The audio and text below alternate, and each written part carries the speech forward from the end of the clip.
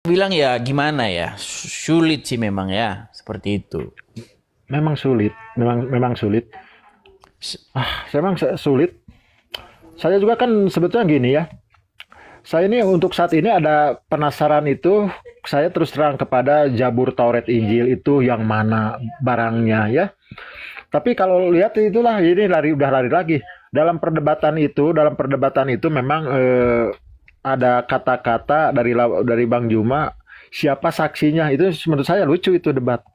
Itu kan kitab itu ditulis kapan? 2000 tahun ke belakang. Kalau kalau di kalau itu kalau disebut saksinya mana, bagaimana cara membuktikannya? Saksinya kan udah pada meninggal semuanya. Iya, sama seperti periwayatan hadis itu, Syekh. Jadi begini, Iya iya. kata Muhammad, kata si Fulan berkata kepada ini. Gimana kita mengkonfirmasi bahwa si Fulan berkata itu, orang si Fulan juga sudah meninggal? Ya iya. Gitu loh. Makanya Yang sejujurnya saya nulis bahwa si Fulan mengatakan begini, terus si Fulan mengatakan begini, itu siapa? Apakah dia bertemu dengan si Fulan itu? Apakah dia bertemu dengan Muhammad? Apakah kan nggak ketemu? makanya Betul. Bang Itu ya kan di hanya sini. katanya bahwa si ini berkata begitu. Bukan sang penulis itu langsung seperti itu. Saya Kalau juga sang kan penulis itu langsung menuliskannya, ini dari saya begini-begini, ah itu bisa kita percaya karena sang penulis langsung yang mengatakannya.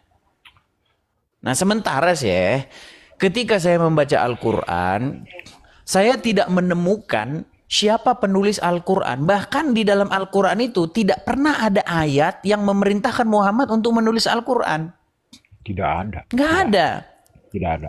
Wahai Bahkan kan gini, Muhammad, tulislah Al-Quran. Di dalam Al-Quran sayangnya nggak ada. Nggak ada.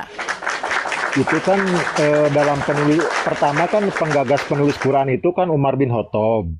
Dia minta izin ke Abu Bakar. Abu Bakar menolak sebetulnya. Tidak mau kalau Abu Bakar. Tapi perdebatan di situ saya belum menemukan apa yang diperdebatkan Umar dan Abu Bakar. Umar bersitegang ingin menulis, Abu Bakar bersitegang tidak ingin. Tapi saya nggak tahu apa perdebatan di situ, belum saya menemukan itu. Tapi ujung-ujungnya endingnya mungkin Abu Bakar kalah menyetujui. Lalu Abu Bakar dan Umar menghadap Zaid bin Sabit untuk menulis Quran. Nah, di situ juga Zaid bin Sabit menolak, tidak mau, tidak mau menulis. Akhirnya kan perdebatan lagi. Akhirnya Zaid bin Sabit kalah gitu ya. Ya setahu saya yang menulis Quran itu 8 orang, itu diantaranya pertama Zaid bin Sabit gitu. Nah, tapi jangan Kalau salah untuk juga, Musa. Syekh. Jangan salah juga. Hmm.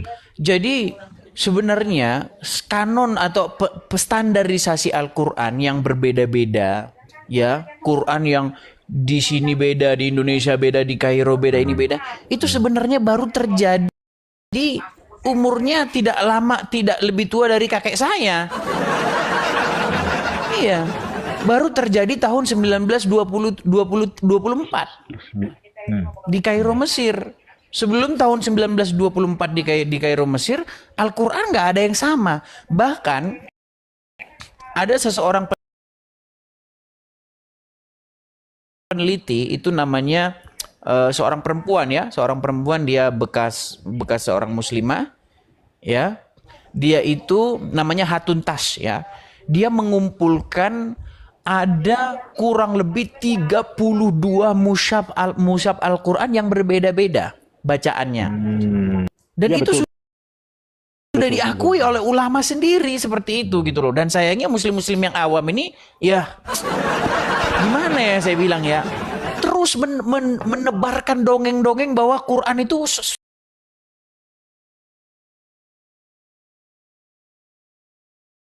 Bacaan saya tahu nggak antara madhab Maliki dengan saya sebagai Syafi'i ya ceritanya jauh berbeda. Saya udah lihat videonya bagaimana mereka cara baca. Saya juga agak aneh gitu ya. Ya, tapi saya nggak menyalahkan gitu, mungkin keilmuan saya yang belum sampai ke arah situ ya, ke arah perbedaan itu ya. Tapi ya menurut saya gimana ya? Kalau kita bersih tegang dalam saya selalu memantau perdebatan, semuanya saya pantau, semuanya itu pada punya kelemahan masing-masing lah menurut saya. Kalau saya berkata semuanya benar, menurut saya ya, menurut saya dalam seperti Bang Edis dengan Bang Juma siapa yang benar? Menurut saya dua-duanya benar. Ya, Waduh, saya kalau dua-duanya dua-duanya benar, jangan tidak benar juga Ya. itu. Kebenaran itu Ya, tidak gini. mungkin. Iya, Ya, coba tapi silakan. di sini saya kasih contoh aja ya, saya kasih contoh. Seorang profesor ahli iptek, dia mengatakan bahwa saya besi 100 ton, kata dia bisa ngambang di air. Kata dia, ya. Hmm.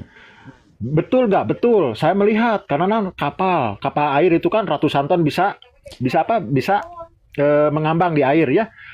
Terus itu si profesor itu dibantah sama anak TK. Kata anak TK, saya sangat tidak percaya besi 100 ton bisa mengambang di air. Contohnya apa? Dia ngambil jarum jahit dengan berat 7 gram kurang lebih, dimasukkan ke gelas yang berisi air, ternyata tenggelam. Dia tidak percaya. Saya nggak percaya ada berisi ratusan ton. Ini bukti 7 gram bisa tenggelam. Menurut saya yang kedua-duanya benar, cuman pencapaian yang beda. Gitu. Semuanya benar, cuman pencapaian yang beda. Nah. Dan apa? Kalau untuk menurut pribadi saya, kalau ada orang yang bertanya ke saya, agama mana di dunia ini yang paling benar? Jawaban saya gini, agama yang bisa menghantarkan umatnya kepada Tuhannya, itulah agama yang Oke, benar. tapi gimana kalau kita dengarkan langsung dari ini ulama Muslim ya, bahwa bacaan Quran itu memang berbeda-beda ya? Ya, siap. Oke, baik. Kita putarkan videonya ya. Ini video Ya, yang siap. viral beberapa tahun lalu, tapi belum kita. Ya. Oke, kita putarkan. Mengatakan orang-orang Muslim, Quran di seluruh dunia satu teks, satu tulisan, satu bacaan, tidak ada perbedaan varian-varian teks. Nah, kita dengarkan jawaban dari Muslim ya. Jawaban dari Muslim nih ya. Lihat nih. Assalamualaikum warahmatullahi wabarakatuh. Sahabat Al-Quran yang berbahagia, pada kesempatan kali ini kita akan menjelaskan tentang video yang beredar beberapa waktu yang lalu yang menarasikan tentang ternyata Al-Quranul Karim juga memiliki perbedaan dan pertentangan. Bentar ya. Jadi ini biar saya konfirmasi dulu kepada orang-orang yang ngawam ya. Kepada orang-orang Muslim yang sampai sekarang masih saja menebarkan informasi hoax bahwa bacaan Al-Quran itu sama, tolonglah berhenti kalian menebarkan informasi yang dusta itu. Ya, ini langsung ulama sendiri mengkonfirmasi memang bacaan Quran beda-beda, nggak sama bacaan Quran itu. Sampai hari ini bacaan Quran tidak seragam di seluruh dunia. Ya, coba kita dengarkan lagi jawabannya ya. Video ini diunggah oleh seseorang yang bernama Gracia Pelo. Ya, di situ dia jelaskan dengan membawa mushaf selain riwayat Hafiz. Oke, sebentar dulu ya. Saya ceritakan dulu. Jadi Gracia Velo ini teman kita, dia membeberkan bukti-bukti. Ini Quran, ini Quran. Dua Quran ini nggak sama dibuktikan sama dia. Ditampilin di kamera. Ini ya mushaf ini sama mushaf ini nggak sama, dibuktikan. Tapi sayang seribu sayang. Di penjara seperti biasa. Di penjara. Karena apa? Karena kalau Kristen membahas agama Islam namanya penistaan. Tetapi kalau agama Islam membahas agama Kristen seperti yang dilakukan Zakir Naik namanya dakwah. Kita lanjutkan kembali ya. Kita lanjutkan kembali nih. Dia jelaskan, dia jadikan argumentasi bahwa Al-Quran juga mengalami pertentangan satu dengan yang lain. Satu hal yang perlu digarisbawahi dalam perbedaan terkait dengan bacaan Al-Quran, bahwa terkait dengan Al-Quran ini memiliki namanya qiraat ya. Jadi ini kita bawa mushaf Al-Quran yang dicontohkan. Ini adalah mushaf riwayat Warash ya, riwayat Warash. Ini dipakai menjadi mushaf resmi di Maroko. Jangan terlalu saya tampilkan ya, nanti kita bisa kena ban juga ya. Sebentar, sabar. Kita pelan-pelan karena harus kita seling-seling ya. Kemudian suara aja ya, jangan ala ini. Yang ini adalah mushaf dengan riwayat At-Turi dari Abu Amr. Kemudian Ini adalah mushaf dengan riwayat. Makasih Kak, makasih kereta apinya ya Kak ya. Sebentar ya. Itu tadi sudah ditunjukkan. Ada mushaf waras, ya, ada mushaf ad-duri, ya. Kemudian ada, dia tunjukkan berbagai macam mushaf. Ini ulama ini yang ngomong ya, ulama yang ngomong ini. Kau jangan sembarangan nanti kau bilang ini. Ini ulama yang ngomong ya. Dengarkan lagi. Mushaf-mushaf ini. Kemudian Gracia Velo kemarin dia menjelaskan tentang perbedaan. Misalnya dalam surah Al-Baqarah ayat kedua.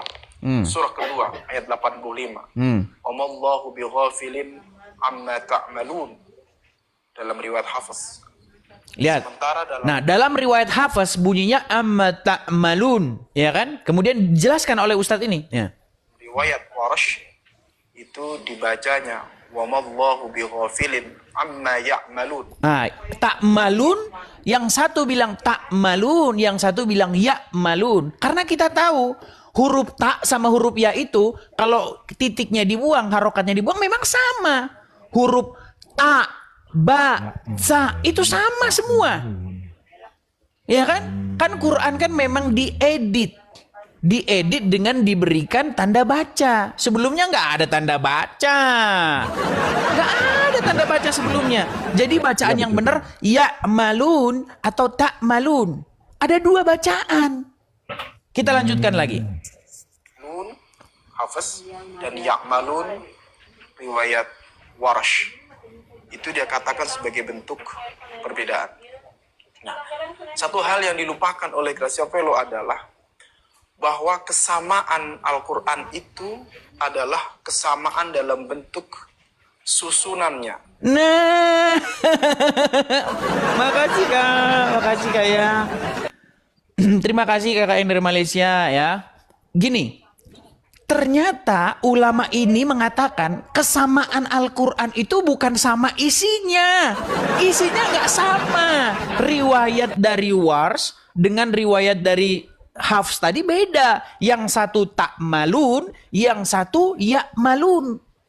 Beda. Ternyata setelah dia katakan, oh yang sama itu bukan isinya, Mas Gracia Velo. Yang sama itu cuman susun-susunannya. Berarti isinya beda. Makanya saya bilang, wahai umat muslim, sadarlah kalian. Berhenti kalian menebarkan dusta bahwa isi Al-Quran sama seragam. Nggak sama. Sampai tahun 2025 masih belum sama. Belum sama. Yang satu bilang ya malun, yang satu bilang tak malun. Tapi nanti kalau saya ngomong begini nanti dibilang penistaan. Makasih Kak Remince, makasih. Itu, Syekh. Itu kenyataannya, Syekh. Itu kalau masalah itu saya baru dengar ya. Iya. Yang saya kan belajar ini kan sejujurnya saya belajar ini dari madhab Wars. Hafaz. Saya ini yang saya Dari tahu riwayat Hafaz, iya. Iya, Hafaz. Kalau yang lain-lain jujur saya tidak mempelajari gitu ya. Saya baru dari Hafaz. Memang kebanyakan yang kita pakai ini adalah riwayat dari riwayat Hafs ya. Nanti kalau kita membahas tokoh yang bernama Hafs ini nanti kita panjang lebar lagi. Cuma saya mau fokus dulu ke sini. Artinya begini. Bahwa ada perbedaan di dalam kitab Al-Quran itu sendiri, bacaannya itu baru satu, ya. Hatuntas itu mengumpulkan, mengoleksi Quran dari berbagai macam negara dan dia mengumpulkan banyak sekali varian-varian bacaan, perbedaan bacaan. Yang mau saya tanya sama Syekh Kilab begini, Syekh, bener nggak Syekh bahwa dulu Quran itu tidak ada harokatnya, tidak ada tanda bacanya? Dulu betul tidak ada titik, lah seperti jim, ho ya sama. Sama, iya. Jim, nggak ada titik. Ho, sama dia. Ho ya sama. Kemudian sama. ba, sa, ta sama. Ba, ta, sa sama. Ya kan? Iya sama. betul. Saya pernah melihat manuskripnya ada sedikit. Iya, nah gini Syekh. Ketika Islam berkembang, lalu muncullah pemberian tanda baca atau harokat itu. Yang tadinya tidak ada harokat diberikan harokat. Jadi menurut versi Wars itu bacaannya tadi tak malun, sedangkan menurut versi Hafs bacaannya ya malun. Yang mana yang benar kata Muslim? Dua-duanya.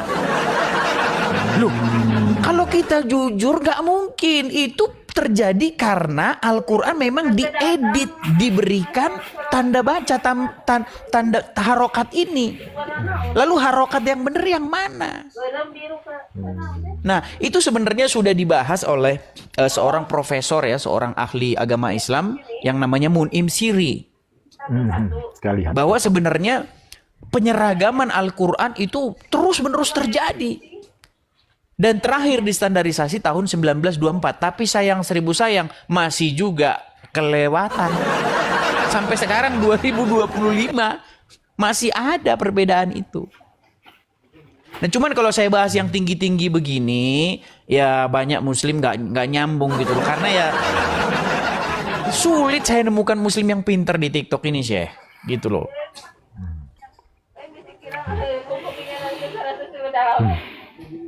Terus bagaimana, apa yang harus kita lakukan? Ya setidak-tidaknya kita jujur gitu loh. Jangan kita menebar kabar-kabar bohong bahwa Al-Quran itu sama bacaannya. Dari zaman Nabi bacaannya sama. Aduh, ini kan kebohongan. Gitu loh. Gini, bagaimana kita bisa tahu bahwa bacaan di zaman Muhammad dengan bacaan di zaman sekarang sama? Caranya kita harus cari Al-Quran dari zaman Muhammad, kita bandingkan dengan Quran zaman sekarang. Udah nggak ada. Nah masalahnya Quran dari zaman Muhammad kagak ada. Karena di zaman Abu Bakar sendiri, menurut riwayat-riwayat Muslim, Umar bin Khattab menyarankan kepada Abu Bakar supaya Quran ditulis. Ya kan? Lalu bagaimana mungkin di zaman Muhammad ada Quran yang ditulis? Seandainya di zaman Muhammad Quran sudah ditulis, bagaimana mungkin Umar bin Khattab menyuruh kepada Abu Bakar supaya Quran ditulis? Ini kan sama saja mengerjakan sesuatu yang sudah dikerjakan. Kalau zaman Baginda memang belum ditulis. Mungkin ditulis ya, sama ada kan di situ apa sih juru tulis lah itu ya, penulisnya ada ya dari Wiyata. Tapi belum tersusun, memang masih acak-acak. Itu juga masalah. Gini. Kalau memang di zaman Muhammad ayat-ayat Al-Quran itu sudah ditulis di tulang, ditulis di pelepah, ditulis di mana? Seharusnya ya ayat-ayat itu yang dikumpulkan, bukan si Zaid yang menjadi panitia.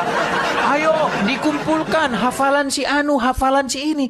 Saya mendengar kenapa Utsman tidak mengumpulkan dari naskah-naskah yang sudah ditulis itu. Tidak mengumpulkan Quran dari tulang-tulang, dari pelepah apa yang ditulis itu. Kenapa dia mengumpulkan dari hafalan? Karena namanya manusia itu kan tempatnya lupa dan salah. Seperti katanya Dewa 19. Manusia tempatnya lupa dan salah. Coba ketika hafalan si Fulan dengan hafalannya si Fulan berbeda. Apa yang mau kita pegang? Aduh. Makanya kita itu dari zaman dulu sampai zaman sekarang, kita itu harus merujuk kepada yang tertulis. Karena orang kalau nggak tertulis itu ribut. Contoh, si Fulan taruhlah beli apa gitu dari temannya. Cuman cuap-cuap aja. Oh itu harganya sekian. Nggak ditulis. Besok-besok mereka berantem. Oh enggak, kemarin saya beli sekian. Enggak sekian. Repot. Banyak anak cucu, generasi-generasi lanjutan, mereka ribut soal tanah. Karena nggak ada tertulis. Orang tuanya jual beli tanah nih, ya kan? Tapi nggak ditulis. Jadinya nggak ketemu ngomongnya. Oh menurut versi si anu enggak, itu tanah itu saya beli dengan harga sekian. Menurut versi enggak, repot. Begitu juga kontrak mengontrak rumah. Kalau nggak ada bekasnya, itu jadi perdebatan. Oh enggak, saya kontrak rumahmu itu tanggal 1 Januari. Enggak, bukan 1 Januari. 1 Februari kan. Ribut. Namanya ingatan manusia itu lemah. Nggak usah ini bukti nyata ya. Saya pernah disuruh tukang. Saya kan membangun rumah ya waktu itu tahun 2017-an waktu itu. Saya disuruh tukang nih. Disuruh tukang beli alat-alat bangunan ke toko bangunan. Nggak saya tulis. Sampai 5 kali saya bolak-balik.